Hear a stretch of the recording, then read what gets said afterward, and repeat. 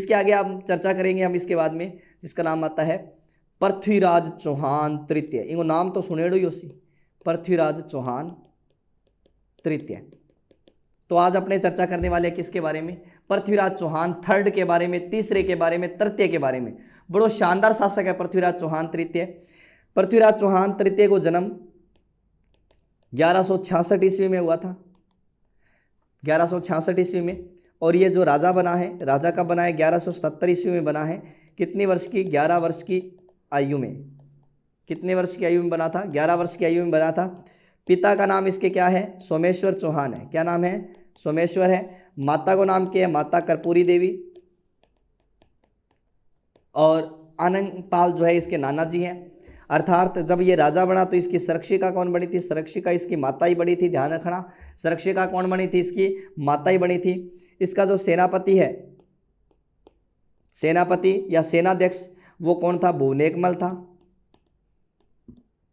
सेनाध्यक्ष कौन था? भुवनेकमल था।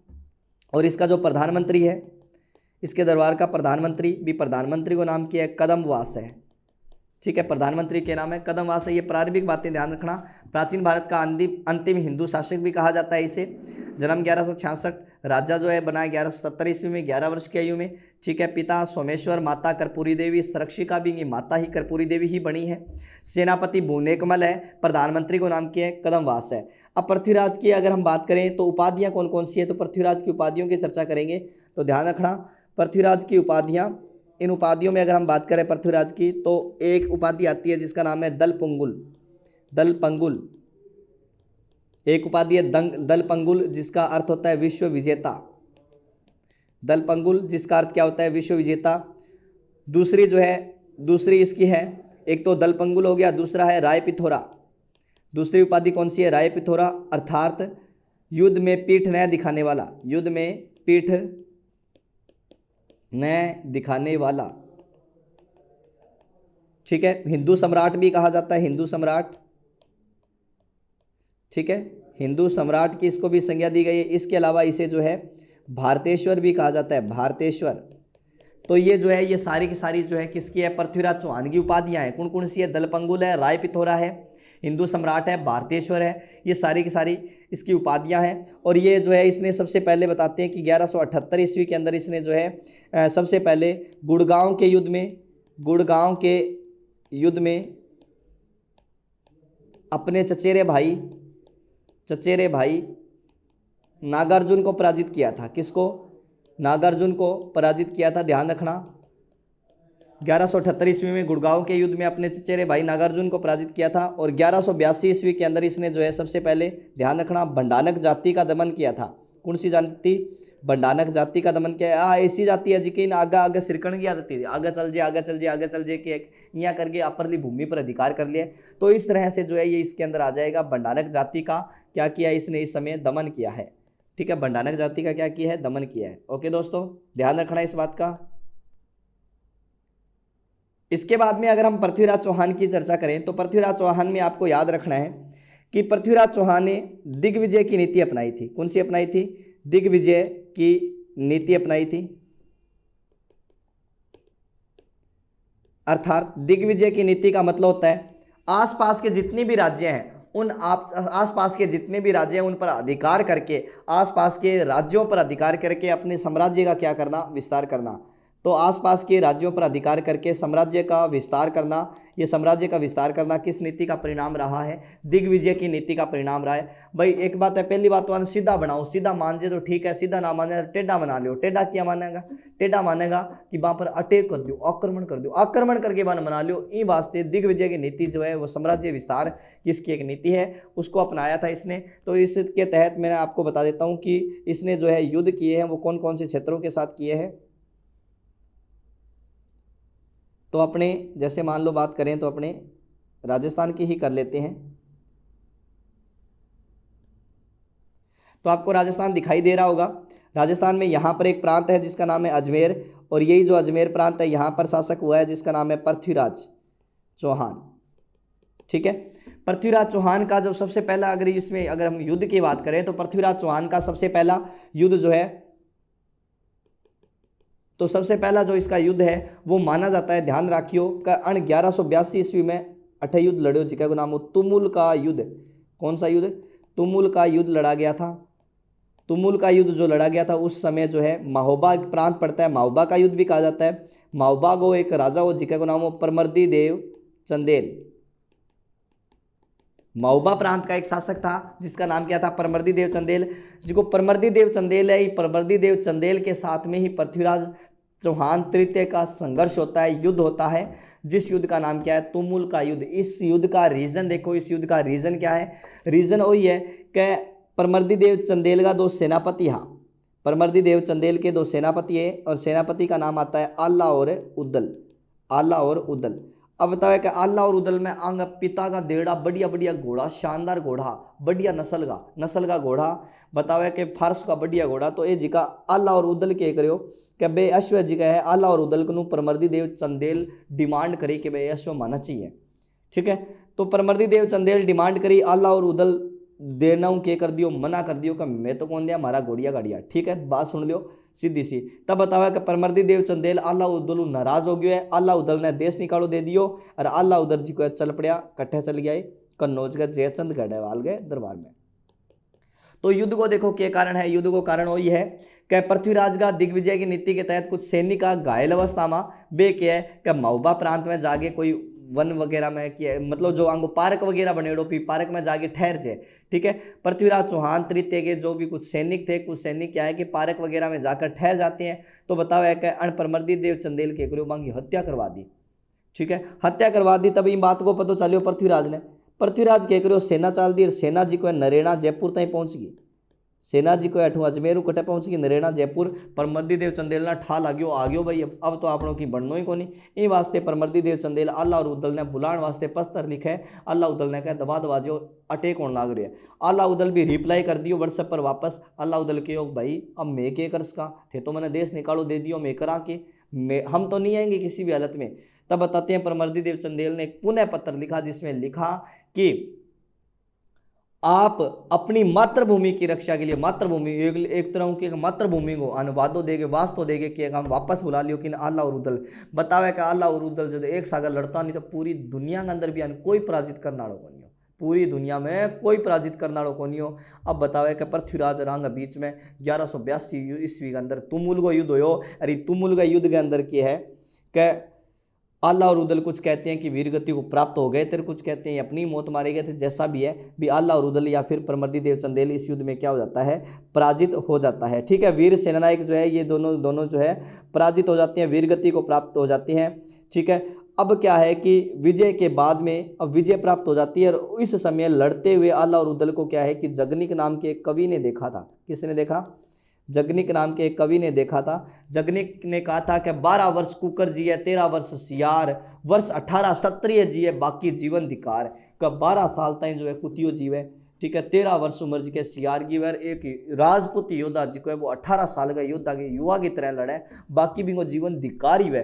तो इन तरह की है कि परमर्दी देव चंदेल वगैरह हम बतावे कि हाँ हथियार वगैरह घेर दिया, हथियार गिरा दिया। परमर्दी देव चंदेल 1182 में तुमुल का युद्ध में क्यों गयो? पराजित हो गयो। और ये तुमुल का युद्ध किस किस के बीच में? पृथ्वीराज और किसके बीच में? परमर्दी देव चंदेल के बीच में लड़ा गया था 1182 ईस्वी के अंदर। और इस युद्ध में ये पृथ्वीराज विजयी रहे हैं। पृथ्वीराज ने पंजूराय नामक अधिकारी को कहा, पंजूराय को महोबा का अधिकारी बनाया था। पंजूराय को महोबा का अधिकारी बनाया था। किसने बनाया था? पंजूराय को महोबा का अधिकारी किसने बनाया था? पृथ्वीराज ने बनाया था। तो सारों पहलो जी को है, पहलो तो 1182 में भंडारकों को दमन करो। 1182 में इसने क्या किया? भंडारकों का दमन किया। और 1182 में इनको तुमुल या महोबा को युद्ध लड़ो गयो। कि साल लड़ो गयो? परमर्दी देव चंदेल, परमर्दी देव चंदेल, परमर्दी देव चंदेल, परमर्दी देव चंदेल। याद रखियो तुमुल को युद्ध, तुमुल को युद्ध। एक बार जीके के अंदर प्रश्न भी आयो कि चंदेल शासक कौन था पृथ्वीराज के समय में? तो परमर्दी देव चंदेल है। ठीक है, दूसरो युद्ध हुआ है गुजरात का राजा भीमदेव सागे। कौन सा युद्ध हुआ है? गुजरात के शासक भीमदेव के साथ में संघर्ष माना जाता है। इनके किसके साथ माना जाता है? तो गुजरात के शासक भीमदेव के साथ में इनका संघर्ष माना जाता है। ठीक है, 1184 में गुजरात है, गुजरात को राजा जो है भीमदेव सेकंड है, भीमदेव सेकंड है। और भीमदेव सेकंड के समय में जो संघर्ष माना जाता है, युद्ध माना जाता है, उस युद्ध का जो है दोनों पक्षों के बीच में 1184 में, कब हुआ था? 1184 ईस्वी में जो है अनिर्णायक युद्ध हुआ था। अभी युद्ध को रीजन के, युद्ध को रीजन तो कई है।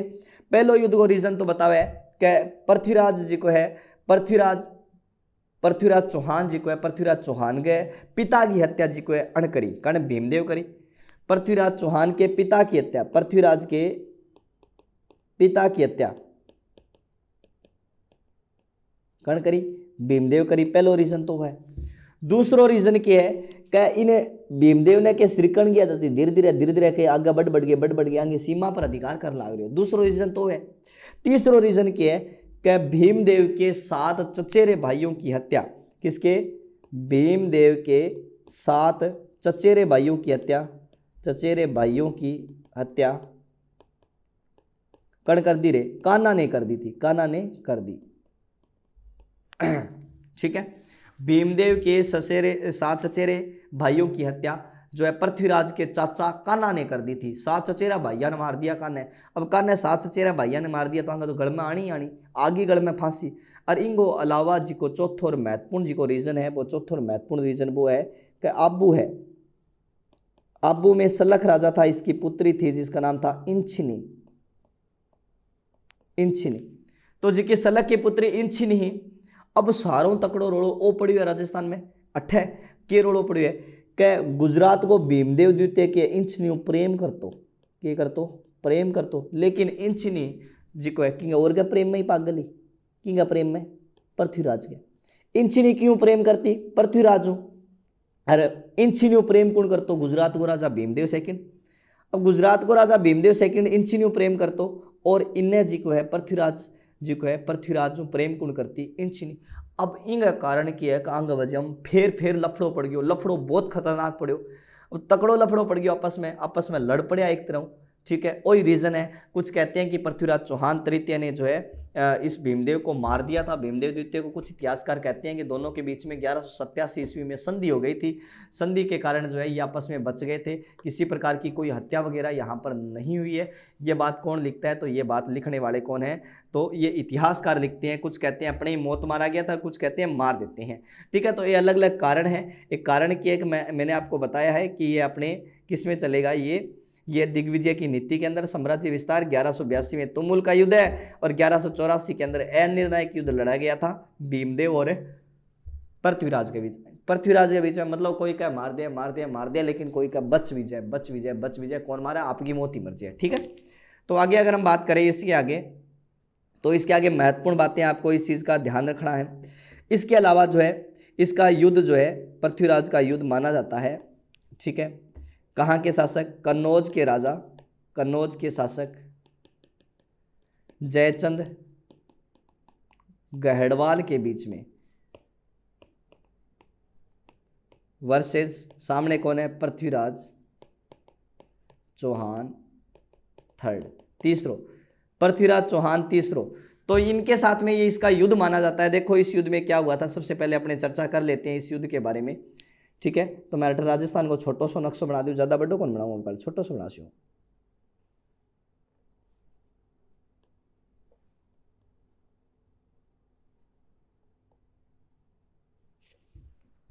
ठीक है, राजस्थान 28 क्षेत्र पड़ा जी का नाम है कन्नौज। क्या नाम है? कन्नौज। कन्नौज को जी को राजा है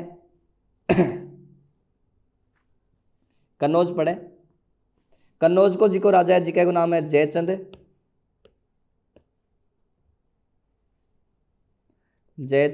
गहड़वाल। कन्नौज को राजा किए जयचंद गहड़वाल। अठे अजमेर पड़े, अजमेर को कौन हो ही गयो? पृथ्वीराज। देखो रीजन तो कई है इनका, राजनीतिक कारण ही है। राजनीतिक कारण है तो उनकी चर्चा कर लेते हैं अपने कौन कौन से महत्वपूर्ण कारण रहे दोनों के बीच में संघर्ष का। तो एक चीज ध्यान रखियो कि अजमेर जी को है, अजमेर को राजा जी को है, बिगु नाम क्या है? पृथ्वीराज चौहान तृतीय।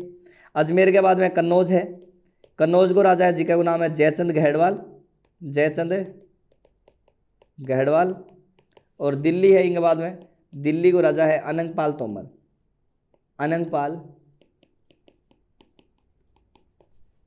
तोमर।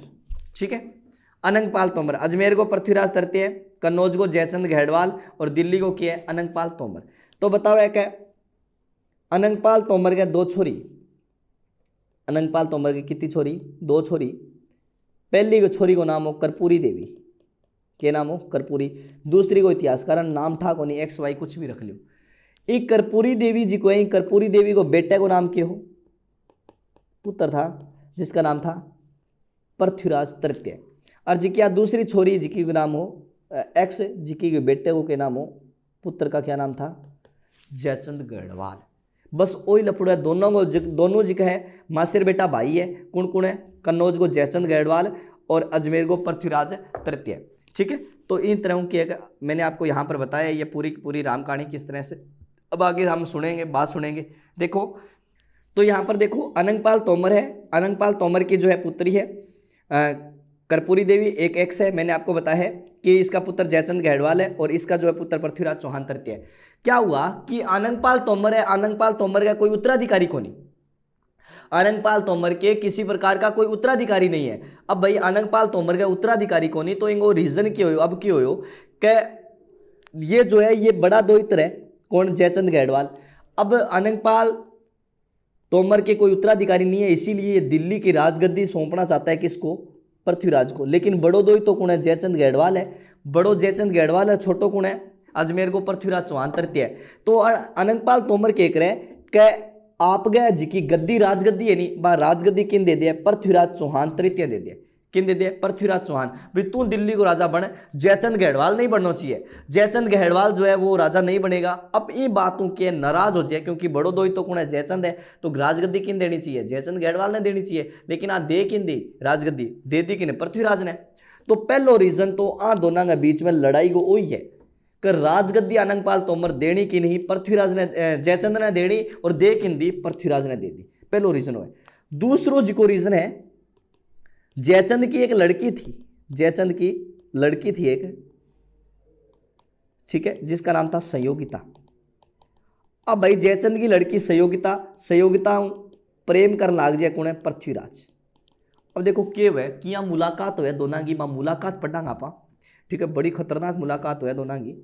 कि एक महादेव जी को मंदिर है जिसका नाम है कोटेश्वर महादेव।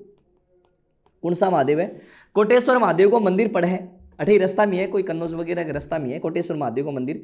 कोटेश्वर महादेव के मंदिर के अंदर क्या है कि एक शिवलिंग है जिसको सोना है बढ़िया।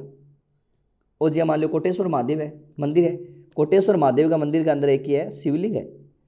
और ये जो शिवलिंग बना हुआ है ये किसका है, स्वर्ण शिवलिंग है, सोने का शिवलिंग बना है। ठीक है, किस प्रकार का है, शिवलिंग है। और शिवलिंग क्या को बने हुए है, सोने को बने हुए है, शिवलिंग सोने का शिवलिंग बना हुआ है। अब क्यों हो क्या लुटेरों ने क्या प्लान बना लिया शिवलिंग को चुराने का, लुटेरों ने शिवलिंग को चुराने का प्लान बना लिया। अब लुटेरा शिवलिंग ने चुराने को प्लान बना सी, तब के हुए लुटेरों ने शिवलिंग चुराने का प्लान बना लिया। ये बात की कोई बनक लाग जाए कि पृथ्वीराज ने, पृथ्वीराज बी टाइम में राजकुमारी हुए, बताओ अजमेर को राजकुमारी हुए बी टाइम की बात है। पृथ्वीराज ने बनक लाग जाए, पृथ्वीराज ने बनक लाग जाए शिवलिंग चुराने को प्लान है। आ के करियो जिका लुटेरा, लुटेरा के प्लान बनायो, लुटेरा प्लान बनायो का आपा के करांगा एक पाली सालो शिवलिंग बना सिया, नकली नकली शिवलिंग बना सिया। वो के करांगा ई शिवलिंग की जगह रख देंगे, क्योंकि वो शिवलिंग से किसता ही तो के ठा लाग जी से शिवलिंग चोरी हो गयो, तो बी जगह वो शिवलिंग रख देंगा नकली और असली आपा चक लियावांगा। इया प्लान बनियो, खतरनाक प्लान हो बड़ो ही, ठीक है, सक्सेस भी होना रही हो। तब बताओ पृथ्वीराज ने पतो चलियो भी आंगो प्लान को भी पतो चल गयो पृथ्वीराज ने। पृथ्वीराज आंगा मित्र हा कई जना मिलेड़ा आ के करियो, आ या करियो का ओ जिको आंग नकली शिवलिंग होनी, वो नकली शिवलिंग ही चुरा लियो। पृथ्वीराज नकली शिवलिंग चुरा लियो और खुद जिके दिन ये चोरी करने वाला नहीं, जिस दिन ये चोरी करने वाले थे उस दिन खुद जाकर क्या है कि उनसे पहले, चोरी करने से पहले इन्होंने क्या है कि असली शिवलिंग चुरा लिया और नकली या रखा है। कौन रखा है, पृथ्वीराज। पृथ्वीराज जी और नकली रखी आया, क्योंकि जब तक सुबह किया है कि राज्याभिषेक अभिषेक वगैरह ना हो सी शिवलिंग हो, तब तक तो पता कौन सा ले अभी पाली साड़ो है, असली है कि नकली है। तो पृथ्वीराज पहले ही रख लिया और असली शिवलिंग अंग शिविर में ले जाके रख दियो। अब भाई चोर गया, चुरान तो जाई सी, चोर चोरी करने के लिए गएंगे तो ये इनके पास में क्या है, असली शिवलिंग है। अब एक एक रहा असली शिवलिंग अठ रख दिए और नकली अठ उठा लिया है। भाई आड़ो शिवलिंग आंक नहीं वापस आ गयो। तो यहां कर गेर ई बातों की है कि इंप्रेस हो जाए कौन है, संयोगिता, नंदिनी नाम था बताती हैं। संयोगिता इंप्रेस हो जाती है किसे, इस बात से ठीक है, के बात हुए भाई शिवलिंग बचा लियो, पृथ्वीराज बड़ो राजा है, महान राजा है, राजकुमार है, इंप्रेस हो जाए, दोनों के बीच में क्या हो जाए, प्रेम संबंध हो जाए, प्रेम संबंध हो गया दोनों के बीच में। अब प्रेम हुए, प्रेम बावड़ो हुए, जमाई पागल हुए, प्रेमी प्रेमी भी पागल हुए। इस स्थिति में क्या है कि दोनों की अब पता है कि भाई पृथ्वीराज की जयचंद की दोनों की बननी को नहीं, अब जयचंद की दोनों की क्या बननी बंद होगी, दोनों की बने को नहीं, जयचंद गैडवालगी पृथ्वीराज की बने को नहीं, अब प्रेम हो जाए। अब बताओ कि दोनों के बीच में चिट्ठी व्यवहार हुआ, पत्र व्यवहार हुआ है, यहाँ करके इनू इन्ने पत्र भेजी से, पत्र व्यवहार हुआ। अब पत्र व्यवहार हुआ है, बताओ कि पृथ्वीराज एक दिन कोई पत्र लिखियो, पत्र लिखियो तो वो पहुंचना तो कहीं कनो संयोगिता कनो, लेकिन संयोगिता कन पहुंचना है बिना वो की कर पहुंच गयो, बिन जयचंद पढ़ लियो पत्र, अब पत्र जयचंद पढ़ लियो, ठीक है, प्रिय संयोगिता नाम लिखे और नीचे पृथ्वीराज का साइन मोर मार लागेड़ी, पृथ्वीराज को पत्र हुआ पढ़ता ही जयचंद जी को है पत्र तो गाते हो जेब में, और संयोगिता को संयोगिता ने कर दियो केद, संयोगिता ने क्या कर दियो केद, और इंगो के रख दियो स्वयंवर रख दिया, संयोगिता को स्वयंवर रख दियो पृथ्वीराज, सॉरी संयोगिता का स्वयंवर रख दिया किसने, जयचंद गैडवाल ने। और पृथ्वीराज जी को है, पृथ्वीराज कई दिन हो गया चिट्ठी चाठी आई को नहीं, कोई भी चिट्ठी भेजी अभी को भी रिप्लाई को नहीं, पृथ्वीराज चिट्ठी भेज तो रहे हो, जयचंद पढ़ तो रहे हो, पृथ्वीराज चिट्ठी भेज तो रहे हो, जयचंद पढ़ तो रहे हो, संयोगिता का पुगी को नहीं चिट्ठी। अब पत्र जो है संयोगिता के पास नहीं पहुंचा, भाई कोई ना कोई तो लफड़ है, स्वयंवर है, बाद में स्वयंवर की कई दिन बाद में पृथ्वीराज ने स्वयंवर की सूचना मिली, कभी को स्वयंवर रख दियो, और पृथ्वीराज ने बुलायो को नहीं, पृथ्वीराज ने स्वयंवर में बुलायो को नहीं।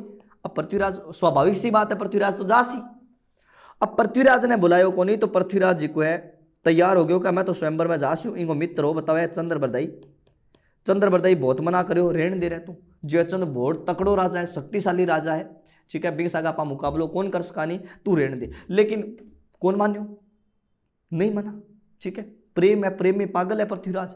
अब कहीं हो कि स्वयंवर रखेड़ो इन्हें, स्वयंवर के टाइम में क्या करो कि जी मान लो वो राजा है, वो राजा है, सुनो सो राजा बना दियो, देखो राजा है जयचंद, राजा को क्या नाम है, जयचंद गैडवाल है, जयचंद गैडवाल संयोगिता का क्या रख दिया स्वयंवर, इन्नो राजा आएगा, इन्हें भी राजा बैठे, इन्हें भी राजा बैठे, इन्हें भी राजा बैठे, इन्हें भी राजा बैठे, इन्हें भी राजा बैठे, ठीक है।